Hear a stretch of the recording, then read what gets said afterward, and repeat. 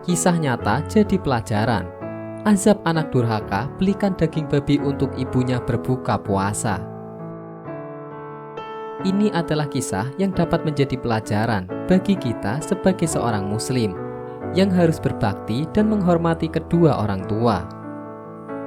Kisah seorang anak di Kelantan, Malaysia memberikan daging babi kepada kedua orang tuanya untuk berbuka puasa adalah sebuah kejadian yang sangat menyentuh relung hati kita sebagai seorang muslim.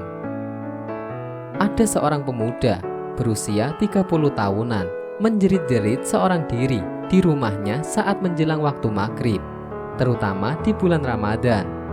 Dia meraung setiap hari, bagaikan orang yang tengah mengalami penyiksaan.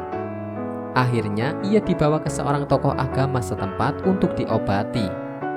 Setibanya di hadapan sang ustadz, pemuda itu kemudian menceritakan satu peristiwa yang menyayat hati. Ceritanya beberapa tahun sebelum itu dia tinggal dengan ibunya.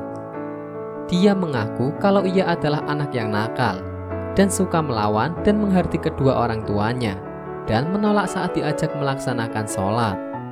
Suatu hari, ibunya meminta dia membelikan makanan untuk berbuka puasa.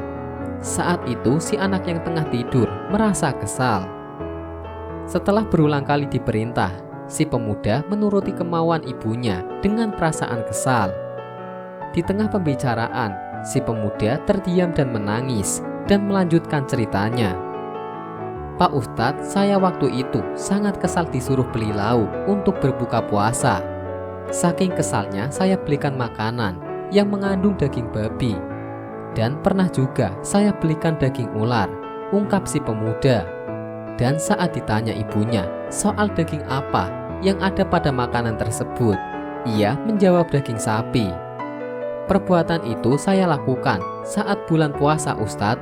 Saya berdosa sekali Ustadz," sesal si pemuda. Dia tak mampu menahan perasaan bersalahnya ketika itu, menyebabkan dia menangis setiap hari, mengenang dosa-dosa kepada si ibunya yang sudah tiada. "Hidup saya tidak tenang Ustadz, mau minta maaf, ibu saya sudah meninggal. Tiap maghrib badan saya panas, seperti tersambar api. Apa yang saya harus lakukan Ustadz?" kata si pemuda.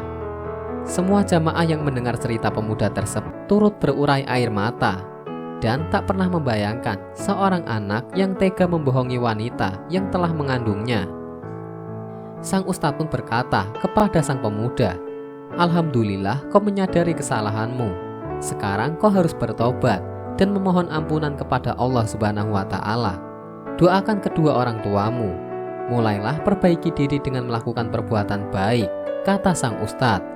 Kemudian sang ustadz memberikan nasihat kepada seluruh jamaah dengan menyampaikan sebuah hadis Nabi yang mengatakan bahwa malaikat berdoa, "Laknat Allah ke atas mereka yang mengabaikan kedua ibu bapaknya ketika mereka telah tua.